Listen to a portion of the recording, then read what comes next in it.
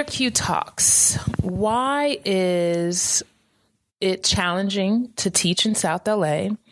And why is it that our success rates for our African American, Latino, or even Chicano students our numbers are still not as high or strong? I currently work in South LA. This is the second school that I've been at in South LA. I work at a charter school. So typically charters, what's supposed to happen is you have smaller class sizes, the ability to be a lot more creative. You also have just kind of like a stronger leadership team, stronger staff. Essentially, that's what's supposed to happen. But it doesn't seem like it's that anymore. It seems like we've kind of moved away from that, and we've kind of fallen back into this district-like style of school where we're accepting 1 million students, even though we're pretty much at capacity. We have teachers they're not getting the support they need to be successful. So they're not getting the support from either the organization, where majority of it is where it should come from, and then their school leaders are strapped trying to do 1 million jobs in the charter school because, again, they have a lot of students. And so like the teachers don't feel supported to do what their role or job is, which is to teach, to make sure students are learning, to make sure students are progressing, they're growing, scores are increasing, dropout rates are essentially decreasing. But that's not what's happening. It's like we have the right players in place, but I don't know if I'm going to really try not to cry because this is like a really emotional topic. Yeah. It's kind of like everybody, like below, like from the principal, at least where I am maybe, are kind of like, it's like a set up to fail, to do well. And that's not what it should be, especially in education. And I'm so sorry. That was so random. So I'm just trying to understand, like, this has been a really rough year. Mm-hmm. And yeah, I feel like for the first time in my teaching career, I've been doing this for 9 years. And for the first time, I've actually come to the realization, like, our kids are literally set up to fail. Yeah. Like, I really have seen it. Yeah. Like, they're not supposed to be successful. The people who I guess are supposed to be supporting are not, like, I don't want to say they're not being supportive, but their hands are tied. And then so it's like, it's just this epidemic of just failing schools. Yeah. Like, literally failing schools. Teachers dropping out, like, just like, I can't do this because it's stressful. Like, literally, teachers crying every day. And the crazy thing, or the beautiful thing in the crazy, is like the teachers are so supportive of one another through all of the things that we endure and the constant changes with leadership, or teachers coming and going, support staff coming and going, people getting fired. I honestly think we need the right people in the right place, the right people to lead. And I know that's not an easy job. I know that's not an easy task, but someone in there who really sees the big picture on a scale of our children becoming all that they can be because they're set up with everything they need. And I feel like we don't get that. Like, we don't have that. I feel like because there's a constant change, it's just instability. There's nothing stable. I feel like the testing's another, like, set up to fail. Like, our kids are not even at the level of the test, and then it's like the curriculums we adopt, they change every year, if every other year, every year, mid-year. So it's like these curriculums, it's like, what is the justification for using the curriculum? Mm-hmm. Because our kids and our teachers are having a hard time breaking it down for the kids.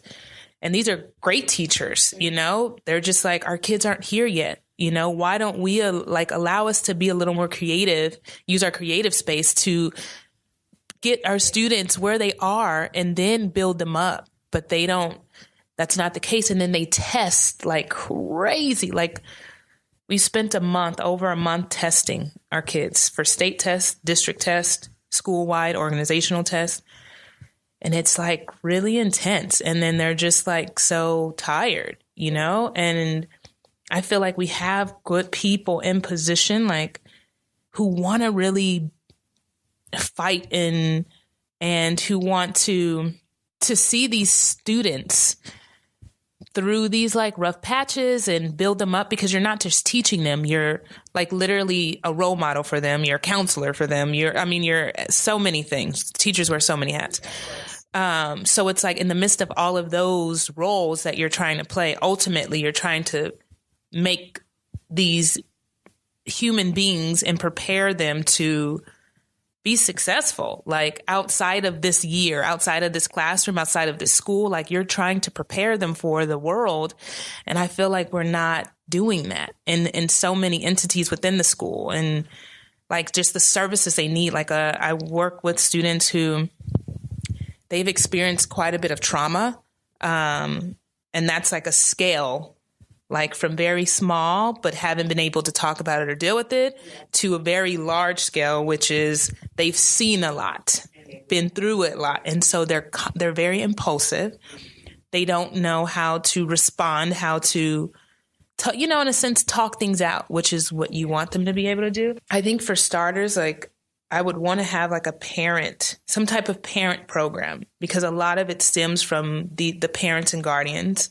Grandmothers, aunts, grandfathers who've had to take on the role of mom and dad because something happened with the parent, whether that be drugs, incarceration, death, a variety of things.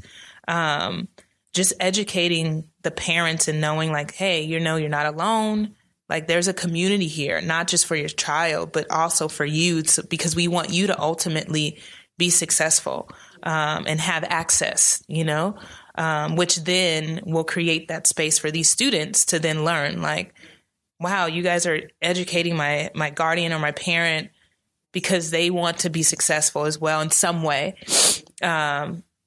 But you're also creating that access for me where I can learn and I can feel like welcome to learn. Like our kids, because they come from trauma backgrounds, like it's hard for them to settle in a seat for 30 minutes. 40 minutes, and we have like 75-minute classes right now. So like just the like hands-on learning. And I know that can be kind of thrown around, but just where kids have the ability to get up out of their seat and I can walk over here and still understand what's going on and receive the instruction, but I don't have to sit down if I feel too antsy, because typically as adults, when we're in class in high school and in college, you can get up and you can stand in the back and you sit on the floor, you know what I mean? So it's like, why are we making them sit like robots in a sense? Yeah. But just really creating a space where, I work with students with learning disabilities, like on a mild to moderate setting, a scale, excuse me. And so like, that's my expertise, is knowing like when students can, just kind of giving them access through their own capabilities and teaching them how to eventually, like maybe you should try sitting in your seat next time, or, whatever the case is, but just making it open to where you don't have to sit in your seat. Okay. So how would it prepare them for real world? I think we would have other aspects to help prepare them for the real world. Like the classroom won't be the only space where they can prepare for the real world. We would have different, which we don't have, and this is something I'm working on for next year, is allowing them to go out and see like careers or other occupations that this is what they do. And if this is your interest, because a lot of our kids nowadays, like they have these ideas of like creating and being, but they're like, nah, that's too much, because it's like they're not giving the opportunity to see what that is about. Like, yeah, I wanted to create a robot. I was talking to a student the other day, like, I wanted to create a robot that undresses you, but that's just too crazy. And I'm like, or it's not. That may be amazing, but it's just like for them to even say like, that's crazy. Like, people probably thought these cell phones were crazy, and they're not. We have access to video and seeing people across the country, like how amazing is that?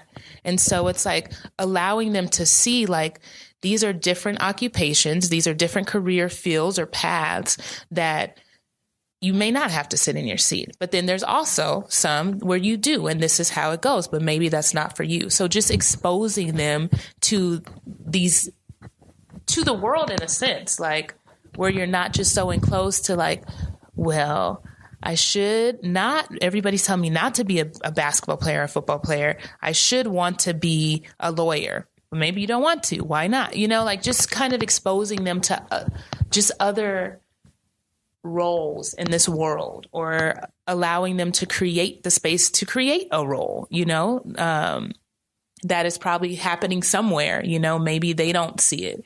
Because a lot of our students too, they only stay within a certain radius. So there's a lot of things they already don't see that's happening every day, So it's definitely the exposure, and then kind of gravitating to like what their interests are. What are you interested in becoming? What are you, and kind of gaining that access. And I can't do that all by myself. If I were to open a school, I would bring in people. I have connections with some people, and then they have connections with other people, and so on and so on. So it's like, again, bringing that access to them, So yeah, just the exposure. Sincerely, a passionate teacher.